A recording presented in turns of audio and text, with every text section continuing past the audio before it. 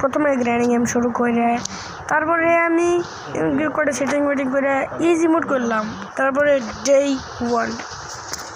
1 আমি একটু সোশ্যাল করলাম, তারপরে আসি গ্র্যানি, তারপরে আমি অ্যাঞ্জেলিনা ওপেন করলাম, ড্রয়ারে পারলাম কাটিং প্লেয়ার, তারপরে পড়ছি এনে আবার ট্র্যাপের এনে বললাম, তারপরে ট্র্যাপটা ছুটাইলাম, আবার গ্র্যানি অ্যাড্রেস ছাপকা দিয়েছে।